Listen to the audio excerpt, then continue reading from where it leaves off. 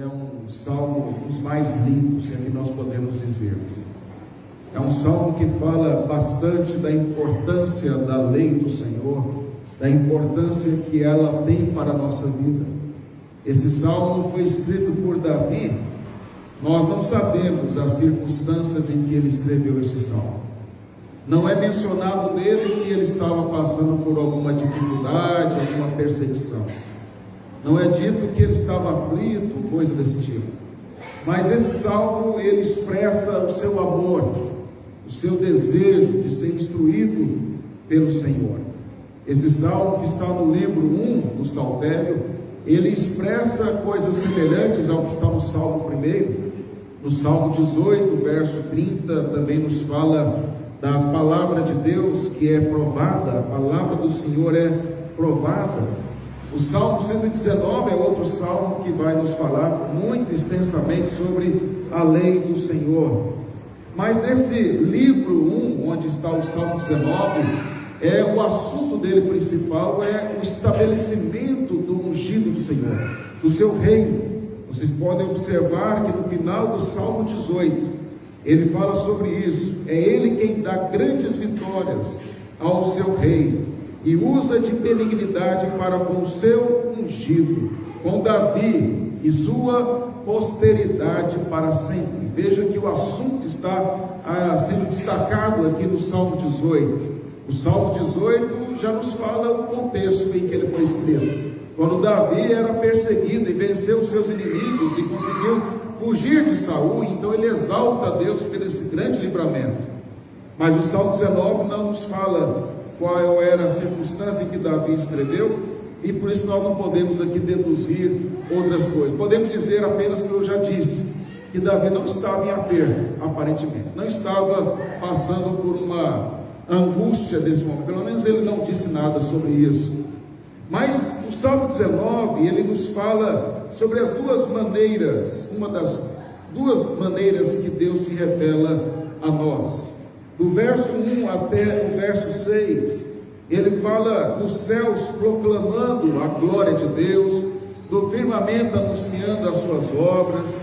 Ele fala de um dia discursar a outro dia, de revelar conhecimento, de não há linguagem nem há palavras, por toda a terra se faz ouvir a sua voz, suas palavras até os confins do mundo. São expressões que Davi utiliza do verso 1 até o verso 6, poeticamente, para falar que a criação manifesta a glória de Deus, que a criação revela que Deus é o Criador de todas as coisas. Ou seja, através da criação nós podemos deduzir sim que Deus é o Criador, que Ele é glorificado através desta criação dele. Mas do verso 7 ao verso 9, Davi fala de outra maneira que Deus se revela a nós, e esta é uma maneira mais específica, que é através da lei do Senhor, é através da sua palavra, é o instrumento que nós temos para interpretar a natureza, para interpretar esta revelação da criação que vem a nós.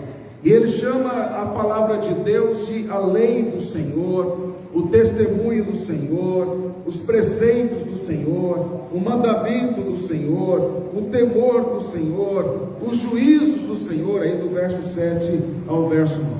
Observe que ele fala do Senhor, do Senhor, do Senhor, sempre mostrando que é do Deus da aliança, que é o Deus que se revela por meio da Escritura. A palavra é a palavra dele e, portanto, ela deve ser obedecida. Se nós fôssemos olhar esses versos 7 a 9, veríamos que ele não só fala que a palavra de Deus procede do Senhor, mas ele fala dos efeitos que ela tem naquele que estuda, naquele que a medita. Ela restaura a alma, ela dá sabedoria aos simples, e aí ele vai descrevendo esses efeitos. Mas nós não podemos pensar que Deus se revela a nós apenas através da criação ou da escritura da lei do Senhor. Deus se revela também através da consciência humana. O apóstolo Paulo diz que até os ímpios têm um tribunal na sua cabeça que acusa e defende, que é a consciência. Em Romanos 2,15, então Deus se revela através da criação, Deus se revela através da consciência humana, e Deus se revela também através da história, que nós chamamos de providência. As coisas que acontecem, elas revelam Deus para nós. Mas a única maneira de nós interpretarmos a criação revelando a nós Deus, a única maneira de nós interpretarmos a nossa própria consciência, ou de interpretarmos a história, através da lei do Senhor. É ela que é o nosso óculos, pelo qual nós enxergamos as coisas devidamente. Sem ela não há como interpretar, sem ela não há como entender todas essas revelações que Deus nos faz todos os dias, através da criação, da consciência e da providência. E é por isso então que o salmista Davi, ele vai mostrar esta preciosidade da palavra de Deus. O apóstolo Paulo semelhantemente disse a mesma coisa, quando ele diz que toda a escritura ela é inspirada por Deus, e ela é útil para o ensino, para a repreensão, para a correção, para a educação na justiça, a fim de que todo homem de Deus seja perfeito e perfeitamente habilitado para toda boa obra. 2 Timóteo 3, 16 e 17. Mas qual a semelhança que tem do Salmo 19 com o Salmo 1? Só para a gente, como hoje de manhã eu falei que o Salmo 1 e 2 é a introdução do saltério, e eu mostrei a vocês de manhã que essa ênfase do Salmo 1 na lei do Senhor, ela é exposta em outros salmos, dentre eles o Salmo 19. Sem entrar em muitos detalhes, nós podemos ver que o Salmo 1, por exemplo, fala que aquele que medita, o justo que medita, o bem-aventurado, que medita na lei do Senhor de dia e de noite, é como árvore plantada junto a ribeiros de águas, que dá o seu fruto na estação própria e cujas folhas não murcham. Salmo 1, verso 3. É abençoado aquele que medita na lei do Senhor. No Salmo 19, verso 11, o salmista Davi diz: além disso, por eles, pelos mandamentos, pela lei do Senhor, se admoesta o teu servo em os guardar a grande recompensa. Bênção, a bênção em guardar, assim como aquele que medita e é como árvore plantada. O Salmo 1 também nos fala que o bem-aventurado tem prazer na lei do Senhor. Aqui no Salmo 19, Davi diz que ela é mais preciosa, mais desejável do que ouro, mais do que muito ouro depurado, e mais doce do que favos de mel, como está no verso 10. Mas o que eu quero trazer para os irmãos aqui não é esses versos de 7 a 9, ou de 7 a 10, mas eu quero meditar com você nos versos de 11 a 14.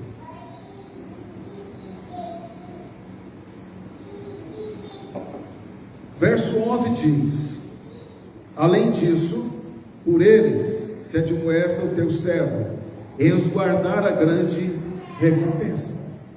Além disso, além do quê? Além do que ele disse antes. O que ele disse antes? Que a lei do Senhor é perfeita.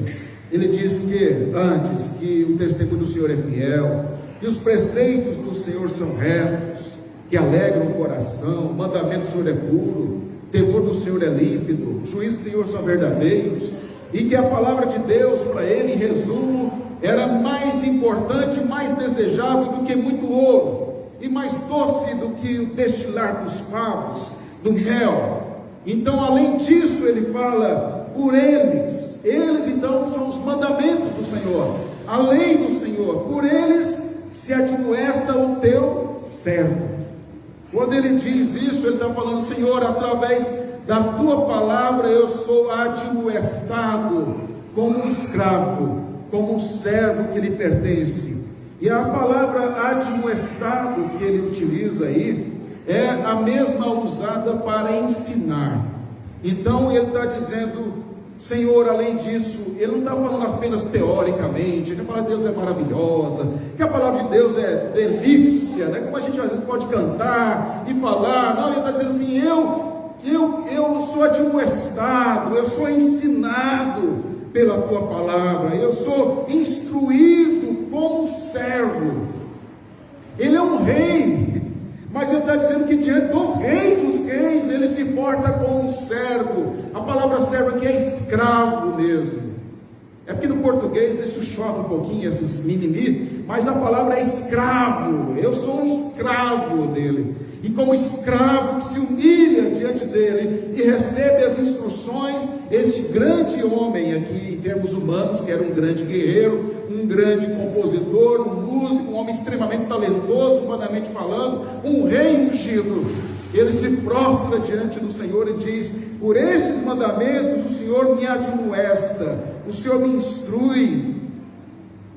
Essa expressão, esse verbo admoesta, é o mesmo utilizado lá em Êxodo, para falar que ensina-lhes os estatutos e as leis, e faz-lhes saber o caminho que deve andar, Êxodo 18, 20, ou seja, está intimamente ligado a ser instruído pela lei do Senhor.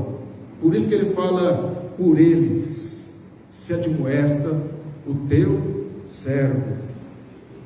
Ou como está em Eclesiastes, que diz, também utiliza esse mesmo verbo admoestar, quando diz assim: melhor é o jovem pobre e sábio, melhor é o jovem pobre e sábio do que o rei velho e insensato, e já não se deixa admoestar. Eclesiastes 4,13. Eclesiastes 4,13 usa de forma proverbial, dizendo o quê?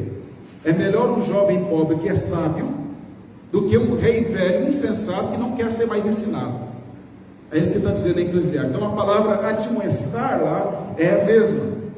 E aqui o que Davi está dizendo: eu não quero ser um homem insensato, em outras palavras, eu quero ser alguém que quer aprender, alguém que quer ser ensinado, alguém que realmente compreende que precisa aprender constantemente, por toda a vida, mas aprender da lei. O quanto tempo é necessário estudar a palavra de Deus para entendê-la? Lembro-me quando houve o velório do reverendo João Alves, que foi um grande exemplo da nossa denominação de dedicação nos estudos. A sua viúva, Elaine, testemunhou diante de todos que poucos dias antes dele morrer, ele estava preparando e estressado, preparando sermão para pregar numa igreja bem simples. Eu já contei isso aqui uma outra vez. E aí então ela falou para ele: mas você tem tanto sermão preparado, tantas coisas, é uma igreja simples, para que você está tão estressado com isso? Ele disse: para o Senhor a gente tem que fazer o melhor. Como que lia grego, que quando foi entrevistado por um professor de universidade para fazer um doutorado na área de grego, o professor falou: senta no meu lugar, porque o senhor sabe mais do que eu. E ele dizia: eu preciso estudar, preciso preparar. O apóstolo Paulo, na prisão, estava preocupado em estudar. Próximo da sua morte, traga os pergaminhos e os livros. E aqui nós temos Davi dizendo: Senhor, eu quero ser admoestado pela tua lei, eu quero ser instruído pela tua palavra. E aí ele diz, olha no verso 11: em os guardar a grande recompensa. Davi diz que ao ser instruído pelo Senhor, pela sua lei, como servo, humildemente, diante do Senhor, ele diz que em guardar a grande recompensa. Esse verbo guardar aí tem a ver com um cuidado em cada detalhe que Deus instrui. Ele, Senhor, eu sei que eu preciso olhar para a tua palavra e guardá-la em detalhes, observar. Não é legalismo isso, não tem nada a ver, é um guardar no coração e trazer para a vida. Senhor, eu preciso olhar para a tua palavra e ver o que o Senhor me ensina por meio dela e guardar. E eu sei que a grande recompensa, que recompensa há? Davi certamente estava tendo em mente o que todos os profetas e escritores do Antigo Testamento geralmente tinham em mente, que era Deuteronômio 28. Esta é uma das bases dos profetas do Antigo Testamento e dos escritores do Antigo Testamento, quando diz: se atentamente ouvires a voz do Senhor teu Deus, tendo cuidado de guardar todos os seus mandamentos, a expressão todos os seus mandamentos, que hoje te ordeno, ou o Senhor teu Deus te exaltará sobre todas as nações da terra. Se ouvires a voz do Senhor teu Deus, virão sobre ti e te alcançarão todas estas bênçãos. Deuteronômio 28, verso 2. Te alcançarão estas bênçãos, a grande recompensa, Senhor, em guardar os teus mandamentos. Então Davi sabia que ele precisava ser instruído todo dia, precisava guardar isso, precisava olhar para a sua vida atentamente todos os dias. Por quê, irmãos? Porque Davi desejava, qual era a recompensa dele? Era o Senhor.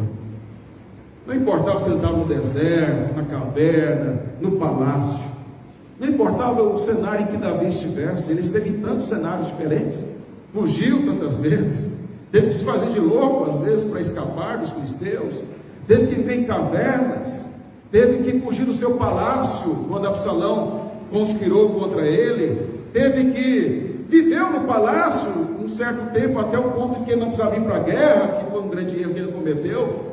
Não importava o local onde ele estivesse, não importava se era prosperidade, se era falta dela, Davi sempre estava desejando o Senhor, e por desejar o Senhor, ele desejava a sua palavra. Irmãos, não há como nós dizermos que amamos o Senhor, se nós não amamos a sua palavra. Isso é hipocrisia, é mentira. Não há como amar o Senhor e desprezar a sua palavra.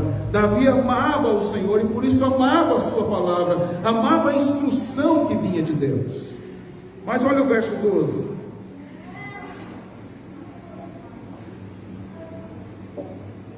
Quem há que possa discernir as próprias faltas?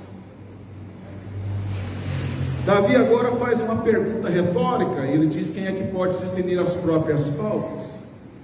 Faltas aqui é uma palavra que pode ser traduzida como transgressões. Quem é que pode discernir as próprias transgressões? Mas essa palavra transgressões, ou está aí traduzido faltas, é uma palavra que indica pecado por ignorância, pecado sem conhecimento que cometeu, sem intenção. E isso está previsto na lei. Em Levítico 4:2 tinha uma cerimônia própria para isso, para pecados que alguns pudessem cometer sem saber que estavam cometendo. Não houve intenção do ofensor cometer aquele pecado, ele nem sabia que aquilo era um pecado, mas ele cometeu por ignorância. Não significa que isso fosse algo que deixasse de ser pecado, mas poderia alguém cometer um pecado por ignorância. Estou dizendo entre o povo de Deus, quem conhecia a palavra. É por isso que tem que ser instruído constantemente, para ir aprendendo cada vez mais com a palavra, para não cometer esse tipo de pecado. E Davi está assumindo aqui a possibilidade real de ter cometido os pecados não intencionais, de terem cometido transgressões à palavra de Deus. Por isso ele falou: Senhor, me instrua o teu servo, me admoesta, me mostre o que eu preciso saber. Ou seja, ele precisava ser mais e mais estudioso da palavra de Deus, para entender o propósito de Deus, entender a vontade de Deus, porque era bem provável, de fato era real, que Davi, assim como nós, tivesse pecado sem intenção. Então ele, até por esses pecados, Davi pede perdão.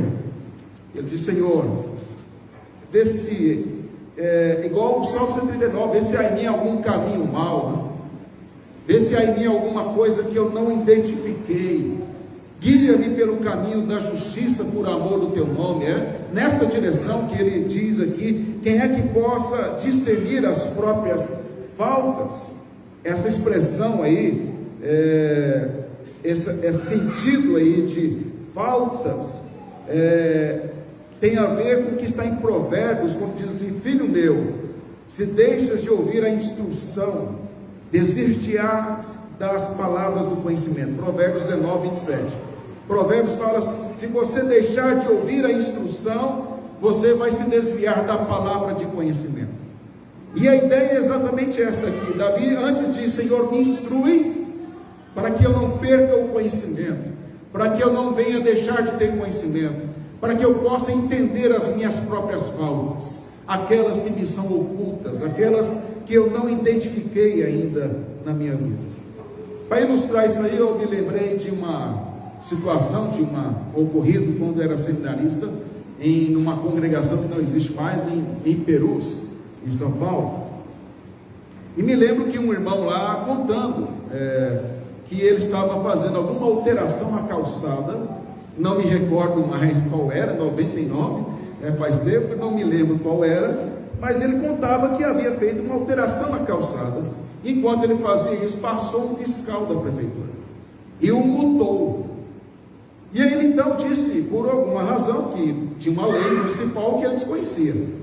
Ele disse, mas eu não sabia desta lei. Esta lei eu não sabia. Não, a lei existe. Se você sabe ou não sabe, a multa está aí. Não me importa se você não sabia desta lei. A questão é que por vezes nós podemos cometer falhas diante de Deus, por não conhecer que a lei de Deus proíbe tal coisa. Talvez nós cometemos falhas até por influência da nossa educação, da nossa cultura, e nós nunca identificamos, não estou dizendo aquelas coisas claras e evidentes, mas há coisas que nós por vezes cometemos e que de repente num estudo, numa meditação, num aprofundar da palavra, você fala, poxa, eu não sabia que isso era pecado, eu não sabia que isso era errado. E aí Davi está dizendo, Senhor, quem é que pode ser minhas próprias faltas? Absolve-me das que me são ocultas.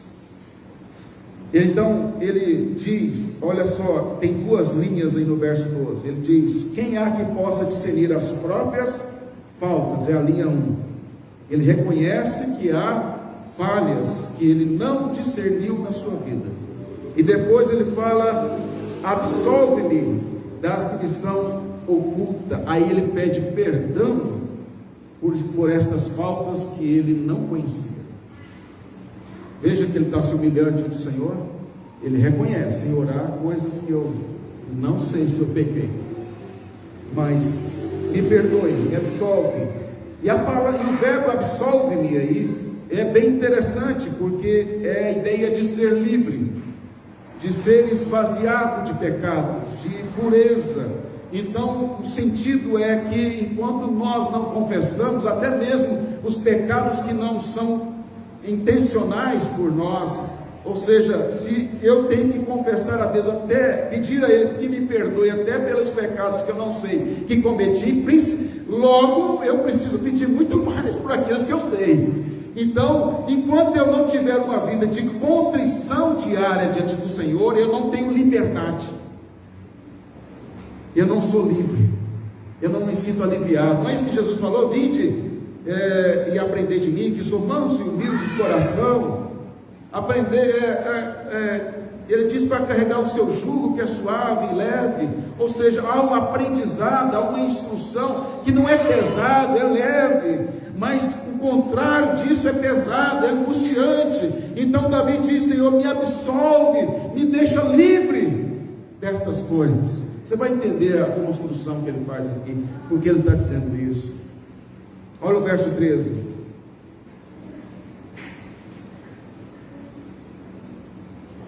Também da soberba, guarda o teu servo, que ela não me domine, então serei irrepreensível e ficarei livre de grande transgressão. Davi antes falou o quê? Sobre pecados não intencionais, que ele talvez não conhecesse e que ele precisava de instrução para poder conhecê-los e se arrepender, e pediu a Deus que o perdoasse. Mas agora ele fala de pecados que não são ocultos mais, pecados que são conhecidos. E aí ele diz, Senhor, me livra também da soberba. A expressão soberba, essa expressão usada no Salmo, no Saltério, é a ideia de abandono da lei do Senhor. O soberbo é aquele que não quer saber da lei do Senhor, não quer viver de acordo com o padrão de Deus, não quer obedecer a Deus. O soberbo para os salmos aqui é aquele que é perverso, aquele que despreza a vontade de Deus. O soberbo é aquele que zomba do Senhor e da sua lei. O soberbo é aquele que inventa mentiras para atacar os justos. O soberbo nos salmos é aquele que oprime o justo com injustiça. Todas esses usos estão nos salmos, esta mesma expressão. Então o que ele está dizendo, Senhor, me livra de ser alguém assim, me livra de desprezar a tua palavra, me livra de não me submeter à tua lei. Porque, você está entendendo porque ele falou antes que a lei do Senhor é perfeita, que a lei do Senhor é perfeita, que o testemunho do Senhor é fiel. Ele vem falando todas aquelas coisas sobre a lei para dizer ao Senhor: me ajuda a não desprezar a tua palavra, me ajuda, Senhor, a não desprezar, não ser perverso, não rebelar-se contra o Senhor no meu coração. E esse verbo guardar também ele é importante, porque que ele fala que ela não me domine. Quando esse verbo dominar aí é o mesmo verbo que ele utiliza para guardar aí no verso anterior, no verso 11, quando ele fala: sede moés que teu servo em os guardar a grande recompensa. Ele está falando aqui para o Senhor guardar o seu coração, para que seu coração seja instruído, e depois ele fala também para que a soberba não domine o seu coração, não leve a pecar contra esta lei que deve estar no seu coração. O verso 12 e o verso 13 tem aí uma ligação muito interessante. Verso 12 e 13, quando ele fala assim: absolve-me das que me são ocultas, no final do verso 12, e depois no final do verso 13 ele fala assim: e ficarei livre de grande transgressão. Lembra que eu falei que absolve-me é ficar livre? É o mesmo verbo aí no verso 13, livra-me, ou seja, ficarei livre. Ele usa o mesmo verbo. Então ele está dizendo em outras palavras o seguinte: Senhor, me guarda, Senhor, me ajuda a discernir as minhas próprias faltas, verso 12, para que eu possa, me perdoe, para que eu fique livre. E aí depois no verso 13 ele vai falar: Senhor, me livra, me guarda o teu servo, que a soberba não me domine, para que eu seja livre. Ou seja, a soberba encarcera a pessoa. A perversidade, a rebeldia a Deus, não só aqueles pecados ocultos que nós não sabemos que cometemos contra Deus, mas pecados sabidos por nós, pecados que nós sabemos que temos transgredido contra o Senhor. Davi fala: Senhor, me perdoa, para que eu fique livre, eu não aguento esse peso do pecado. E aí ele usa a expressão transgressão aí, não é? No final do verso 13, ficarei livre de grande transgressão, é uma outra palavra diferente da que ele utilizou anteriormente aí com faltas. Lembra que eu falei que faltas lá é transgressão também? Mas aqui é uma outra palavra que ele usa, quando ele diz: eu ficarei livre de grande transgressão. Transgressão aqui é rebeldia a Deus. Senhor, não deixe que a soberba me domine, para que eu não venha a me rebelar contra o Senhor. Como que a gente se rebela contra Deus? Desobedecendo a sua vontade revelada na sua palavra, desprezando-a no coração, considerando-a como ruim para a nossa vida, entendendo que ela não é padrão para nós. Então, quando nós cometemos isso, Davi nos mostra que nós transgredimos a sua palavra, nós somos rebeldes. E a expressão transgressão traz o sentido não só de rebelião às instruções de Deus, mas cria um abismo entre o homem e Deus. Ou seja, é um pecado atrás do outro que vai levando a outros e vai se afastando. É uma apatia à vontade de Deus e uma tentativa constante de esconder suas ações e enganar as pessoas sobre si mesmo. Então Davi diz que: Senhor, me livra disso. Isso é um peso muito grande. Imagine viver tentando criar uma ideia errada sobre si mesmo para os outros, criar uma fantasia de espiritualidade que não existe, criar-se uma ideia de obediência a Deus pelas coisas que faz, mas não ter uma vida realmente instruída pelo Senhor em obediência. É de fato um peso. A hipocrisia é um peso, é um fardo muito grande. E Davi disse: Senhor, me livra, eu quero ficar livre da soberba. Mas caminhando para o fim, o verso 14.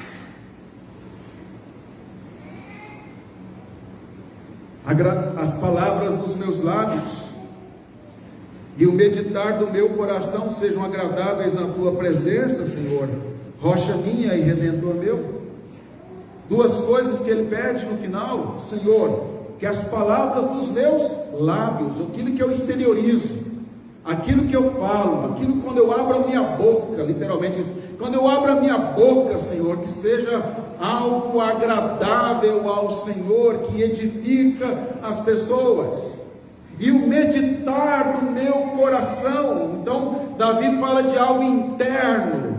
Ele não está aqui preocupado na ordem que as coisas ocorrem. Nós sabemos que antes é o coração, depois as palavras. Mas ele está dizendo assim: tanto o que eu falo, tanto aquilo que eu medito no meu coração deve ser agradável ao Senhor. Por quê? Porque eu estou na tua presença. Sejam agradáveis a tua presença de Deus. Davi sabia, como ele diz no Salmo 139, que ele me cerca por trás e por diante, sobre mim pões a mão, não há lugar que eu possa que ele não esteja, ou seja, eu estou sempre diante dele. Então as minhas palavras, o meu coração, os meus pensamentos, as minhas intenções, os pecados que eu não entendia e não sabia que eram pecados, tudo isso está diante dele. Então Davi diz: Senhor, que minhas palavras, que o meu coração, que a minha mente, que as minhas intenções sejam agradáveis na tua presença, Senhor. O Senhor da lei do Senhor, os testemunhos do Senhor, os preceitos do Senhor. Ele termina dizendo: Senhor. Que Senhor é esse? Ele diz: rocha minha e redentor meu. Meu, intimidade. Ele está falando com quem tem intimidade. É minha rocha, é o meu redentor. A palavra rocha é a mesma usada para a rocha em que Moisés bateu para que saísse água para o povo e alimentasse. O sentido aqui é: Senhor é aquele que me sustenta, é água viva, é aquele que me sustenta no deserto, nas perseguições, como Salmo 18 ele falou isso. É aquele que me sustenta diante dos inimigos. Ele é o que me alimenta, e ele é o meu redentor. Redentor aqui tem a ver aquele que me livra dos inimigos, é aquele que estabeleceu o meu reinado, como ungido do Senhor, é aquele que tem firmado a sua palavra e que tem operado maravilhas, porque ele é a minha rocha e o meu redentor. E nós podemos dizer que através de Cristo o Senhor é a nossa rocha e o nosso redentor. Em resumo, irmãos,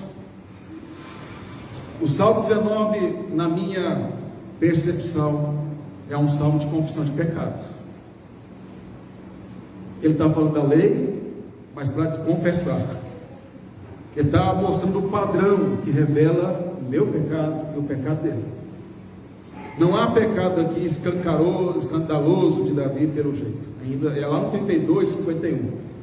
Mas ele está, como no Salmo 139, depois de falar que Deus o conhecia, ele pede perdão e confessa os seus pecados. O Salmo 19 nos fala também da lei do Senhor, de amarmos o Senhor e amarmos a sua palavra. Não há como nós confessarmos pecados se nós não amamos a palavra, se nós não cremos na autoridade dela, se nós não entendemos que é Deus nos falando como devemos viver. Como é que eu vou pedir perdão a Deus se eu não creio nisso? Mas se eu creio que a palavra de Deus é verdadeira e autoritativa para a minha vida, até aqueles pecados que eu não tenho intenção, eu devo pedir perdão a Ele. E a pedido de Davi é: Senhor, que o meditar do meu coração seja agradável, os lábios seja agradável ao Senhor. Perguntas para nós diante disso: qual o valor da lei do Senhor para a sua vida? Qual a importância que ela tem para a sua vida? A palavra de Deus é padrão moral para você?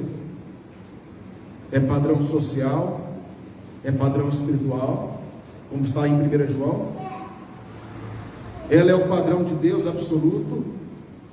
Você a tem como sendo aquela que o que Deus disser na sua palavra, instruindo, é lei e acabou, não tem argumento. Ou você quer justificar pecados com o tempo que nós vivemos, com as circunstâncias que vivemos. A lei do Senhor é perfeita e restaura a alma e dá sabedoria aos simples.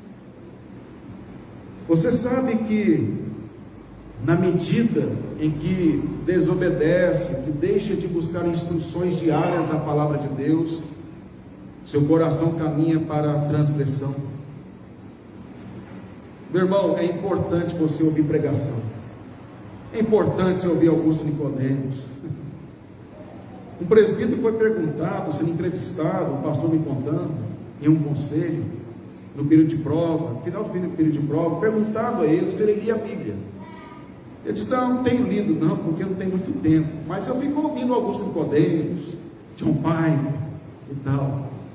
E esse pastor então disse a ele: não é a mesma coisa, você tem que ler a Bíblia, você tem que meditar na Bíblia. Meu irmão, eu sou pastor, meu dia a dia é Bíblia, preparar estudo para vocês, a minha vida é essa. E eu tenho o perigo constante de não sentar e ouvir como Márcio, servo de Deus. E você, que tem vida secular, todos nós precisamos. Davi precisava. O quanto você tem lido a Bíblia todo dia? O quanto você tem meditado nela? Se você parar para pensar, talvez não, certeza, que as transgressões que você tem cometido, esfriamento na fé, é porque você tem desprezado isso, tem desprezado de ser instruído pela palavra, de pegar a Escritura e ler, não para fazer um sermão, não para fazer um estudo, não para falar para os outros, mas para você. Não é culto doméstico que substitui isso, não é mensagem do melhor pregador. Se tivesse Spurgeon hoje, não substitui. Pode ajudar, adiciona, é legal, lê um livro, lê isso, lê aquilo, mas nada, absolutamente nada substitui você e Deus lendo a palavra, sendo admoestado, sendo humilhado, sentar, só você e ele, sem holofortes, sem tirar foto para pôr no Face, sem nada, você e Deus, só você, nem a esposa, nem o marido sabendo, só você e Deus, e você sentar como escravo. Isso ninguém fica sabendo, e não precisa. Sentar como escravo, dizer: Senhor, eu sou pecador, eu sei dos meus pecados, sei o nome de cada um deles, estão diante de mim, e tem aqueles que eu nem sei se pequei contra o Senhor, mas me admoesta, me instrui, me exorta, porque é a grande recompensa, meditar no meu coração, da minha mente ser o Senhor. E eu termino com parte de um hino que nós vamos cantar agora em resposta à mensagem, que fala, que é baseado nesse salmo, que diz assim: tua lei, quão preciosa, brilha mais que a clara luz, esclarece as nossas mentes, guia as almas a Jesus. Em tua graça meditando, cantarei, ó bom Senhor, e será na minha boca agradável o teu louvor.